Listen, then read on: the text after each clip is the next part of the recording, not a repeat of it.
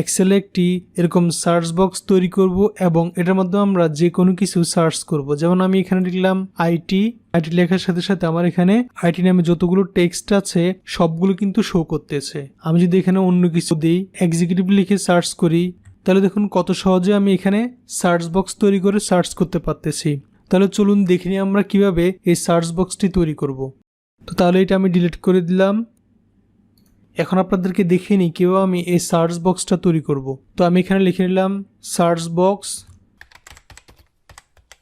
তারপর এখানে একটি কলাম ডিলিট করে দিলাম, এটাকে একটু ডাবল ক্লিক করে বড় করে নিলাম। তাহলে চারটাকে আমরা এভাবে এখান থেকে বর্ডার থেকে এই থিক বক্স বর্ডার আমরা দিয়ে দিলাম। তাহলে দেখুন এটা বর্ডার হয়ে গিয়েছে। তো আমরা এই দুইটাতে সার্চ বক্সটা রাখবো। তো আমরা এই চারটা সেলকে মার্জ করে দিলাম, তাহলে মার্জ হয়ে গেল। তো এখন এই সার্চ লেখাটাকে আমরা সেন্টার রাখবো। তো এই জন্য আমরা মাউসের রাইট বাটন ক্লিক করে ফরম্যাট সেলে গেলাম, তারপরে সেখান থেকে আমি এই ভার্টিক্যাল থেকে সেন্টার করে দিলাম, ওকে প্রেস করলাম। তাহলে দেখুন এটা সেন্টার হয়ে গিয়েছে। তো এখন এটাকে একটু কালার করে নিই। তো আমরা এখানে সার্চ বক্সে ক্লিক করে এটাকে আমরা ব্ল্যাক দিলাম, তাহলে কিন্তু লেখাটুকু হাইড হয়ে গিয়েছে, অর্থাৎ লেখার কালার কিন্তু ব্ল্যাক ছিল। তো আমরা টেক্সটটাকে হোয়াইট করে দিলাম। তো অবশ্যই এটা আপনারা হয়তো অনেকেই পারেন, তো হয়তো অনেকে পারেন না। তো দেখানোর কারণ হচ্ছে যারা এটা জানেন না তারা হয়তো এটা শিখতে পারবেন।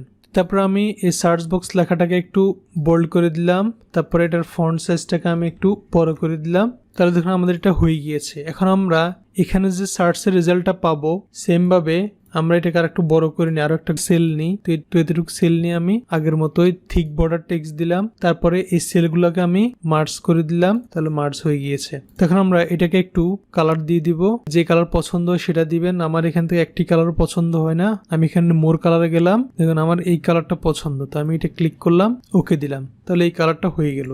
ওকে, তাহলে আমাদের এই হলো সার্চ বক্স, এখানে আমরা রেজাল্টটা পাবো। তো এখন মূল কাজে আসি। তো আমাদের এটা কিভাবে লিখতে হবে? এখন যদি আমি দেখুন এখানে লিখি, মনে করেন আমি দিলাম আইটি লিখে সার্চ দিই, দেখুন কোনো কিছু কিন্তু আসতেছে না।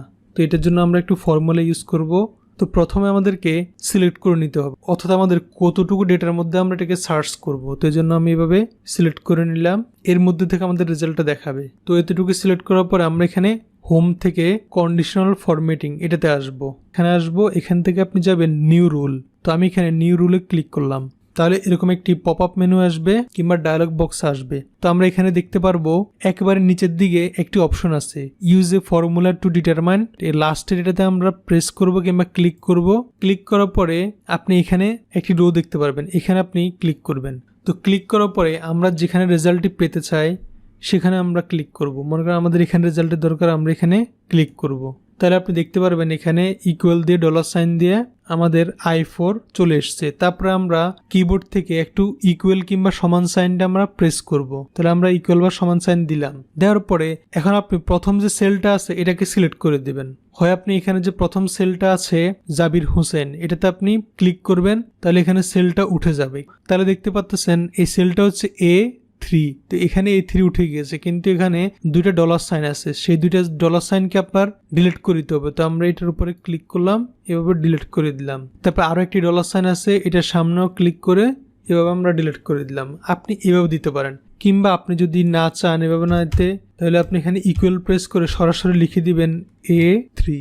এখন আমাদেরকে যে কাজটি করতে হবে, আমরা যখন সার্চ দিব, সার্চ দিলে যেখানে আমরা রেজাল্টটি পাবো সেটার কালারটা আমরা কি দিব সেটাকে আমাদেরকে ঠিক করে দিতে হবে। তো এই জন্য আমরা এখানে ফরম্যাটে ক্লিক করব। ফরম্যাটে ক্লিক করার পরে প্রথম আপনি দেখতে পাবেন নাম্বার, ফন্ট, বর্ডার, ফিল। তো নাম্বার এগুলো না ধরলেও হবে, ফন্টে যাবেন, ফন্টে গিয়ে আপনি ফন্ট চেঞ্জ করতে পারবেন না, আপনি চাইলে এখান থেকে বোল্ড করে দিতে পারেন, তাহলে লেখাটা দেখতে বোল্ড দেখা যাবে। তারপর বর্ডার চাইলে কিছু করতে পারেন, দিলে দিতে পারেন, না দিলেও সমস্যা নেই, কিন্তু ফিলে যাবেন। আপনি ফিলে গিয়ে যে কোনো একটি কালার সিলেক্ট করবেন, তাহলে আমরা সার্চ করলে ওই কালারটা হাইলাইট হয়ে আমাদেরকে শো করবে। যে কোনো একটি কালার দিতে পারেন। আমি মোর কালারে গিয়ে স্ট্যান্ডার্ডে গিয়ে এই কালারটাই প্রেস করলাম, ওকে দিলাম, তারপর ওকে দিলাম। তাহলে দেখুন এখানে কিন্তু এভাবে শো করবে। এখন যদি আমরা ওকে প্রেস করি তাহলে আমাদের ফর্মুলাটি হয়ে গিয়েছে। এখন আমরা এভাবে যে কোনো কিছু সার্চ করলে চলে আসবে। দেখুন আমি যদি এখানে আইটি লিখে কিবোর্ডে এন্টার প্রেস করি তাহলে সবগুলো আইটি এখানে শো করতেছে। কিংবা আমি যদি এখান থেকে এলসিডি লিখে বাইরে কোথাও ক্লিক করি তাহলে দেখুন এলসিডি সবগুলো এভাবে এখানে সার্চ বারে শো করবে। আপনি যে কোথাও, মনে করেন আমি এখানে জাবির হোসেন দিলাম, তাহলে আমি এখানে বাইরে ক্লিক করলাম, তাহলে দেখুন জাবির হোসেন এখানে একটা দেখাচ্ছে, এখানে আরেকটা দেখাচ্ছে, এখানে আরেকটা দেখাচ্ছে, তাহলে এভাবে আমরা বের করতে পারবো। তাহলে আমরা যখন আগে এক্সেলের ভিডিও দেখেছিলাম, আমাদের যে কোনো কিছু দরকার হলে আমরা ফাইন্ড করতাম কিবোর্ডের কন্ট্রোল F প্রেস করে। মনে করেন আমি এখান থেকে আইটি ফাইন্ড দিলাম, তাহলে এভাবে আইডিটা শো করতেছে, কিন্তু এভাবেই কিছুই দেখা যায় না, কোনটার কালার কি কোথায় আছে বুঝতে খুবই কষ্ট হয়। এই জন্য আমরা এভাবে সার্চ বক্স তৈরি করে যে কোনো কিছু কিংবা বড় বড় ডেটাগুলো আমরা সহজে হাইলাইট করে সার্চ করতে পারবো।